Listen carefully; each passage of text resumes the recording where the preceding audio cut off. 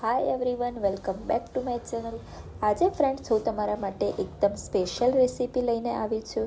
Special રેસીપીમાં આજે આપણે દેશી ગવારનું શાક બનાવવાના છીએ. દેશી ગવારનું શાક એકદમ દેશી ગામડાની સ્ટાઇલમાં આજે આપણે બનાવવાના છીએ, તો વિડીયોને એન્ડ સુધી જરૂરથી જોજો. તો અહીં મેં દેશી ગવાર લઈ લીધો છે. દેશી ગવારની જે બંને સાઈડ હોય છે તે આપણે સુધારી લેવાની છે અને ત્યાર પછી દેશી ગવારને આખો જ રાખવાનો છે અને આખો જ ગવાર આપણે આજે બનાવવાનો છે. હવે આપણે બંને સાઈડ સુધારી લીધી છે અને ત્યાર પછી દેશી ગવારને પાણીમાં ધોઈ લેવાનો છે. દેશી ગવારને 2 પાણીથી ધોવાનો છે, જેથી કરી તેમાં રહેલી બધી જ માટી નીકળી જાય. તો અહીં ફ્રેન્ડ્સ મેં 2 પાણીમાં દેશી ગવારને ધોઈ લીધો છે. વિડીયોમાં તમે જુઓ છો તે જ રીતે તપેલીમાં પાણી લઈ અને દેશી ગવારને આ રીતે ધોઈ લેવાનો છે અને ત્યાર પછી તેને એક અલગથી બીજા વાસણમાં લઈ લેવાનો છે.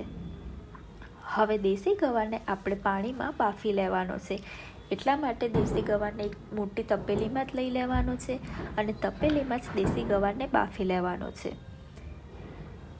તો અહીં મેં પાણી 1 લોટો જ લીધું છે અને ત્યાર પછી અડધી ચમચી જેટલું મીઠું એડ કરી લીધું છે. હવે દેશી ગવારને સરસ રીતે હલાવી લેવાનો છે અને ત્યાર પછી તેને બાફવા રાખી દેવાનો છે. તો બસ આ જ રીતે આપણું દેશી ગવાર પાણીમાં ડૂબે તેટલું જ પાણી એડ કરવાનું છે અને ગવારને 15થી 20 મિનિટ સુધી બાફવા દેવાનો છે. તો ફ્રેન્ડ્સ 15થી 20 મિનિટ આપણી થઈ ગઈ છે. હવે તમે ગવાર જોઈ શકો છો કે આપણો ગવાર સરસ રીતે બફાઈ ગયો છે. હવે તેને અલગથી એક ચાળણીમાં મેં લઈ લીધો છે. હવે ફ્રેન્ડ્સ આપણે દેશી ગવારના વઘારની રેસીપી જોઈ લઈએ. તો ફ્રેન્ડ્સ આ જ રીતનો ગવાર બફાઈ જાય ત્યાં સુધી તેને બફાવા દેવાનો છે. હવે અહીં મેં થોડું લસણ લઈ લીધું છે અને લસણને આપણે એક ખાંડણીમાં લઈ લેવાનું છે. અહીં મેં એક કઢાઈ લીધી છે અને કઢાઈમાં 3 પરી જેટલું તેલ એડ કરી દેવાનું છે. ગવારના વઘારમાં તેલ આપણે વધારે જ ઉમેરવાનું છે, જેથી કરી આપણો ગવાર તેલમાં સરસ રીતે બની પણ જાય અને ગવારના શાકમાં તેલ વધારે જોઈએ છે. હવે લસણ એકદમ ઝીણું વાટી લીધું છે મેં અને તેમાં મેં થોડું મરચું એડ કર્યું છે અને ત્યાર પછી થોડું પાણી ઉમેરી લીધું છે. હવે બધા જ મસાલાને બરાબર મિક્સ કરી લેવાનું છે. આપણે આ લસણીયો મસાલો તૈયાર કરી દેવાનો છે અને ત્યાર પછી હવે આપણું તેલ પણ ગરમ થઈ ગયું છે. તેમાં આપણે અડધી ચમચી રાઈ ઉમેરી લેવાની છે. ત્યાર પછી અડધી ચમચી ધાણા જીરું ઉમેરવાનું છે અને ત્યાર પછી રાઈ અને જીરું સરસ કકડી જાય એટલે અડધી ચમચી જેટલી હિંગ ઉમેરી લેવાની છે અને ત્યાર પછી ઝીણા સુધારેલા જે ટામેટાં અને લીલા મરચાં છે તે પણ ઉમેરી લેવાના છે અને બંનેને સરસ રીતે મિક્સ કરી લેવાના છે. ધીમા જ ગેસે આપણે બધા મસાલાને મિક્સ કરતા રહેવાનું છે, જેથી કરી આપણા મસાલા તેલમાં બળી ન જાય અને તેલમાં બધા જ મસાલાનો સરસ ટેસ્ટ આવી જાય. તો ધીમા જ ગેસે ફ્રેન્ડ્સ ટામેટાને અને લીલા મરચાંને હલાવતા રહેવાનું છે. 2 થી 3 મિનિટ સુધી આપણે તેને હલાવતા રહેવાનું છે. તો બસ ફ્રેન્ડ્સ આપણા ટામેટાં અને લીલા મરચાં તેલમાં હવે સરસ રીતે કકડી ગયા છે. તો હવે આપણે તેમાં જે આપણો રેગ્યુલર મસાલો હોય છે તે એડ કરી દેવાનો. તો રેગ્યુલર મસાલામાં સૌપ્રથમ આપણો લસણીયો મસાલો આવે છે. તો લસણીયો મસાલો અહીં મેં ઉમેરી લીધો છે.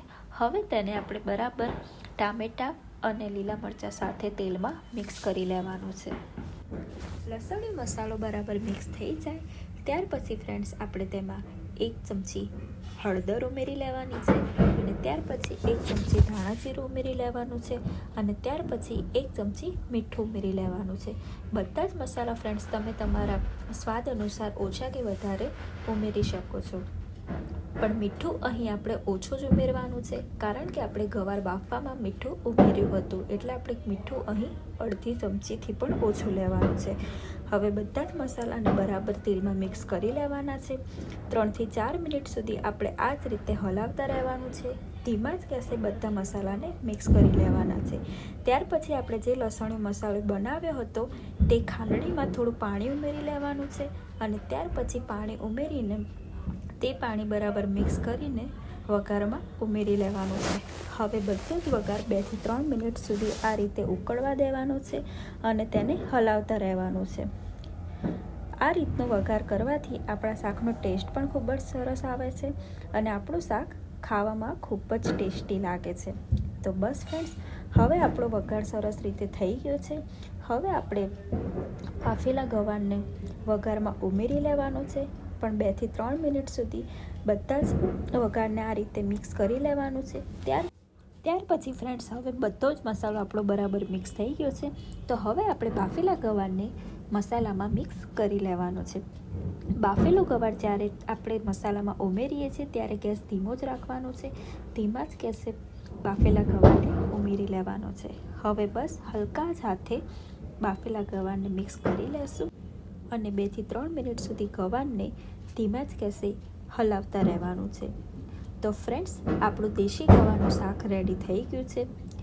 3 થી 4 મિનિટ પછી આપણે ગવારના શાકને આ રીતે જોઈ લેવાનું છે અને ફરીથી તેને 2 થી 3 મિનિટ સુધી હલાવી લેવાનું છે. તો ફ્રેન્ડ્સ, આ દેશી ગવારના શાકની રેસીપી તમને કેવી લાગી તે મને કમેન્ટ કરીને અવશ્યથી કહેજો અને આ દેશી ગવારનું શાક ઘરે અવશ્યથી બનાવજો. એકદમ સરળ રેસીપીથી આ દેશી ગવારનું શાક બની જાય છે અને આ ગવારનું શાક ખાવામાં પણ ખૂબ જ ટેસ્ટી હોય છે અને આ દેશી ગવારનું શાક નાનાથી લઈ મોટા સુધી સૌ કોઈને બહુ જ ભાવે છે. તો ફ્રેન્ડ્સ, આ રેસીપીથી ઘરે આ દેશી ગવારનું શાક અવશ્યથી બનાવજો અને મારો આ વિડીયો તમને કેવો લાગ્યો તે પણ મને અવશ્યથી કહેજો. અને મારો આ વિડીયો તમને પસંદ આવ્યો હોય તો વિડીયોને લાઈક, શેર અને કમેન્ટ અવશ્યથી કરી દેજો. Thank you.